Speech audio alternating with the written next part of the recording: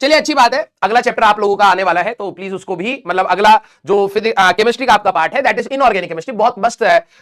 अगर देखा जाए तो पढ़ने वाले बच्चों के लिए तो बहुत इजी हो जाती है, ना पढ़ने वालों के लिए सबसे कठिन हो जाती है। उनको लगता है सिर्फ एक्सेप्शन और एक्सेप्शन ही चल रहा है, ठीक है, मार्केट में थोड़ा सा बदनाम कर दिया गया है उस सब्जेक्ट को, मतलब उस टॉप सब्जेक्ट ही बोलेंगे वैसे तो, ठीक है, लेकिन ऐसा कुछ भी नहीं है, बहुत इंटरेस्टिंग है। और मेरे अपने टाइम पर inorganic was one of the best, organic and inorganic मेरी बेस्ट थी। फिजिकल में मेरे को बहुत दिक्कत होती थी क्योंकि घटिया होता है हाँ, लेकिन ठीक है, मतलब इतना भी खराब नहीं था मेरा फिजिकल कि भाई साहब नहीं, मतलब इतना था कि हाँ हो जाते थे सवाल, लेकिन ये ज्यादा कॉम्प्लिकेटेड सवाल मैं भी नहीं लगा पाता था, ठीक है।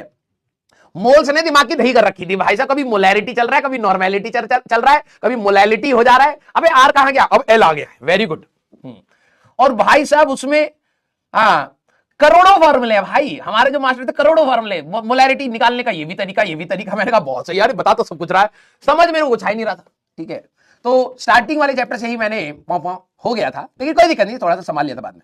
यस चलिए भाई, हाँ चलो चलो चलो।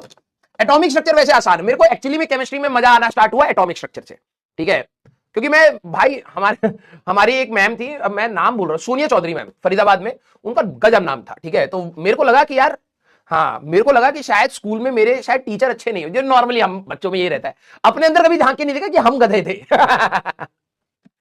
ये आप लोगों में भी होता है वैसे, ठीक है, कई बार होता है ना, बच्चे कहते हैं कि यार ये वाला टीचर नहीं, इस वाले से पढ़ मजा आ जाएगा तेरे को, लोग ज्ञान देते थे। तो हम लोग भी जब छोटे थे तो ऐसे ही थे, ठीक है। तो हम स्कूल में पढ़ रहे भाई, कुछ समझ नहीं आ रहा है, 10वीं से 11वीं में गए हैं, टॉपर थे हम भी अपने टाइम के, तो कुछ समझ ही नहीं आ रहा भाई ये चल क्या रहा है। भाई टीचर वो मैम भाई साहब धुआंधार पढ़ाती थी, ठीक है।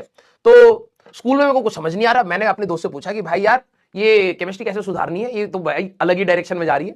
फिजिक्स तब भी समझ आ रही थी, मैथ्स तब भी समझ आ रहा था मेरे को, ठीक है। तो फिर मेरे दोस्त ने कहा कि भाई साहब ट्यूशन लगानी पड़ेगी, मैंने कहा हाँ ट्यूशन लगाते हैं, ठीक है। तो हमारे फरीदाबाद में ट्यूशन का कल्चर ज्यादा था, कोचिंग वोचिंग इतना ज्यादा फेमस नहीं थी, तो ट्यूशन चलता था। तो मैंने कहा ठीक है भाई ट्यूशन लगा लेते हैं। तो हमने ट्यूशन लगा ली, ठीक है, 1200 रुपए का महीने का वो था, मम्मी पापा से लिए पैसे, भाई साहब दे दिए, जा करके बैठा, भाई साहब मैम ने ऐसा चौक रगड़ा, भाई धुआं, अभी आया ना स्मार्ट बोर्ड, पहले ये वो वाला भी नहीं था, ये मार्कर वाला भी नहीं था, धुआं।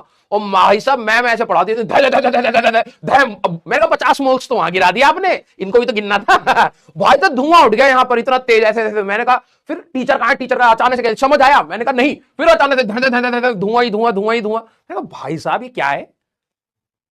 फिर मेरे को लगा टीचर अच्छा करने के बाद भी नहीं समझ आ रहा है सब कह रहे हैं भाई बहुत अच्छा चल रहा है। मैंने कहा अच्छा, मैंने अब देखो वही होता है, गधे बच्चों की जो सबसे बड़ी चीज होती है वो यही होती है, अपने पर डाउट कभी नहीं मैंने कहा सब्जेक्ट ही खराब होगा ये, मैंने तो भाई पूरी कोशिश कर ली।